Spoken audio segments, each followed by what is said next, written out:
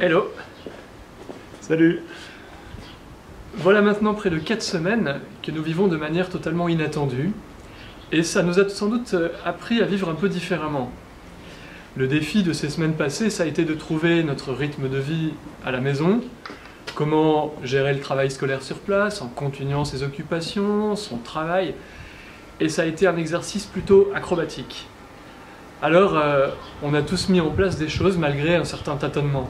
Normal, toutes nos habitudes ont été bouleversées. Aujourd'hui, un nouveau défi se présente à nous, les vacances scolaires. Alors, comment vivre ce temps de vacances? Vous aviez peut-être prévu de partir, de rester là, en ayant prévu de sortir. Hein. Vous aviez peut-être prévu de recevoir des amis, de vous reposer. Enfin, dans tous les cas, nos projets sont modifiés. Et l'évidence nous saute à la figure.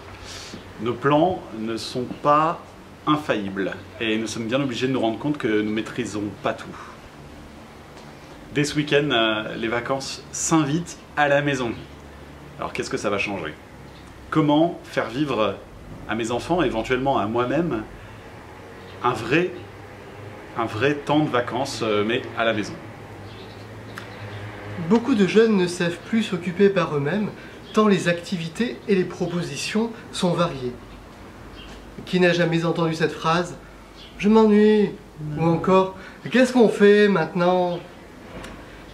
C'est peut-être l'occasion d'apprendre aux enfants à s'ennuyer autrement, c'est-à-dire à chercher à s'occuper par eux-mêmes avec des activités simples, de la lecture, des jeux, du travail manuel, etc.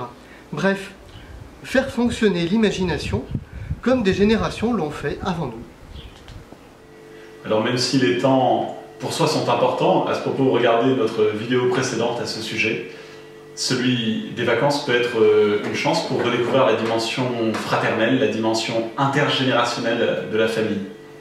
Pourquoi ne pas programmer dans la journée des vrais moments où l'on se retrouve tous ensemble autour d'une activité commune? Si la famille est nombreuse, pourquoi ne pas proposer à 2 membres de la famille de faire une proposition pour l'ensemble? Par exemple, le plus jeune et le plus âgé ensemble. Le but de tout cela, c'est de passer un moment de qualité. Peu importe l'activité, on accueille, on joue le jeu, tous ensemble, et nos relations ne peuvent qu'en être améliorées. Par exemple, une soirée à thème. Un repas crêpe, Un concours de gâteaux ou un défilé de mode. The Voice en famille. ou simplement une soirée entre vous. Attention, il est facile de passer à côté de ce temps de vacances, finalement de subir le confinement. Nous pouvons poser le choix de casser le rythme. Parlez-en entre vous pour savoir ce que vous avez envie de changer. Mais voilà que nous sommes aussi dans la Semaine Sainte, et celle-ci est un peu particulière cette année parce que tout va se passer à la maison.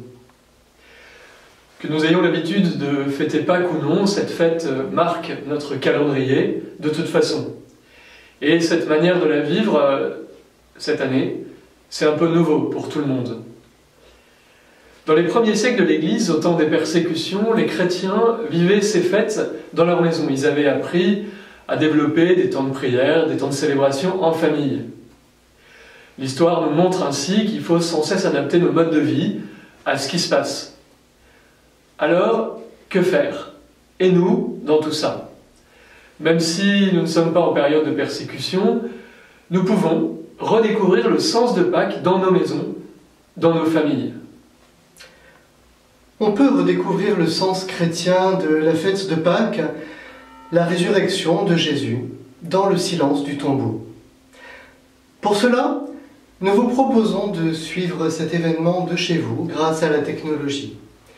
Vous pouvez suivre la veillée de Pâques samedi à 20h30 et la messe de dimanche à 11h sur la chaîne YouTube de la paroisse.